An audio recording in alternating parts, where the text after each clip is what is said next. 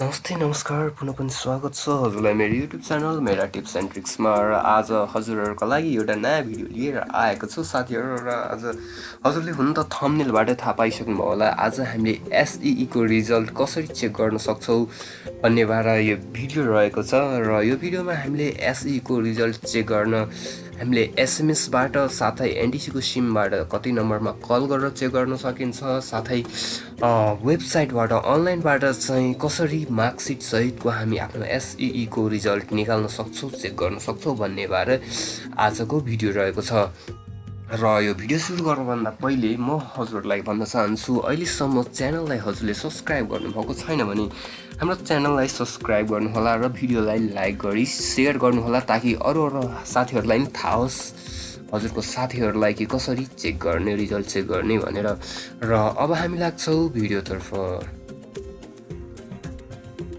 र अब एसईई को रिजल्ट अनलाइन चेक गर्ने सबभन्दा पहिलो र सबभन्दा धेरै युज हुने वेबसाइट हाम्रो रहेको छ। यो पहिलो वेबसाइट रहेको छ www.see.ntc.netnet.np भनेर रहेको छ। यो वेबसाइटमा गएर हजुर आफ्नो एसईई को रिजल्ट पब्लिस भइसकेपछि आफ्नो सिम्बल नम्बर र डेट अफ बर्थ हालेर मार्कसिट सहित आफ्नो रिजल्ट हेर्न सक्नुहुन्छ।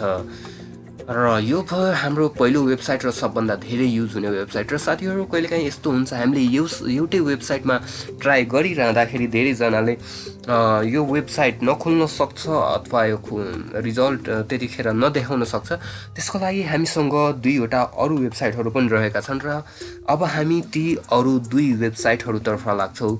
र त्यसै गरी हाम्रो अर्को वेबसाइट रहेको छ, यो पनि गभर्मेन्टकै वेबसाइट रहेको छ हाम्रो www.soce.gov.np/results soce.gov.np/results मा हजुर जानुपर्ने हुनेछ। र यहाँबाट पनि हजुर आफ्नो एसईई को रिजल्ट चेक गर्न सक्नुहुन्छ। र हजुर यहाँ हेर्न सक्नुहुन्छ अहिले चाहिँ यहाँ एसईई सप्लिमेन्ट्री इक्जाम 2074 को रिजल्ट हेर्न मिल्नेछ।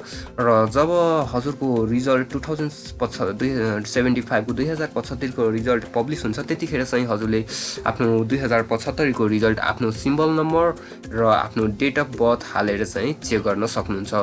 र अब हामी लाग्छौँ अर्को वेबसाइटतर्फ। र त्यसै गरी हाम्रो अर्को वेबसाइट ई कान्तिपुरको रहेको छ। र हाम्रो ई कान्तिपुरको वेबसाइट रहेको छ results.ekantipur.com र results.ekantipur.com मा गएर पनि हजुर आफ्नो रिजल्ट हेर्न सक्नुहुन्छ। र यहाँ हेर्न सक्नुहुन्छ यहाँ एसईई रिजल्ट्स, एसई र एसएलसी रिजल्ट्स विथ मार्कसिट्स भनेर यहाँ हजुर हेर्न सक्नुहुन्छ। र यसमा क्लिक गरेर हजुरले आफ्नो सिम्बल नम्बर राखेर हजुर आफ्नो रिजल्ट चेक गर्न सक्नुहुन्छ।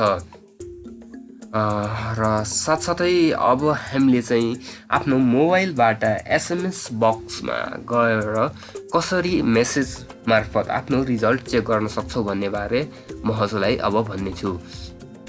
अब त्यसको लागि हजुरले आफ्नो मोबाइलको मेसेज बक्समा जानुपर्ने छ। र मेसेज बक्समा हजुरले आफ्नो मेसेज बक्समा गएर 35001 म हजुरलाई देखाइदिन चाहन्छु।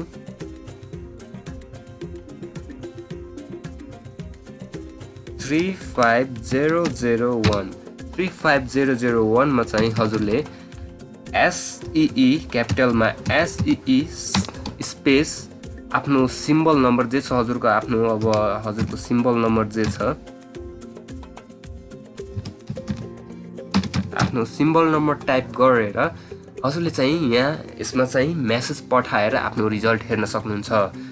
र हजुरले अब मेसेजबाट कसरी हेर्ने र अनलाइनबाट कसरी हेर्ने आफ्नो रिजल्ट त्यो त थाहा पाइसक्नुभयो। अब चाहिँ हजुर यदि एनटिसीको सिम युज गर्नुहुन्छ भने आफ्नो एनटिसीको सिममा चाहिँ फोन गरेर पनि हजुर एनटिसीको सिम युज गर्नुहुन्छ भने एउटा नम्बरमा चाहिँ 1600 मा डायल गरेर 1600 1600 मा डायल गरेर पनि हजुर आफ्नो एसई को रिजल्ट चेक गर्न सक्नुहुन्छ र यहाँ 1600 मा डायल गरिसकेपछि चाहिँ हजुरले आफ्नो सिम्बल नम्बर दिएर एसई को रिजल्ट चेक गर्न सक्नुहुन्छ। हस्त साथीहरु, आजको लागि हाम्रो यति नै र अर्को भिडियोमा फेरि पनि हामी भेट्ने नै छौं। त्यतिन्जेलको लागि बिदा माग्छु। हस्त, धन्यवाद।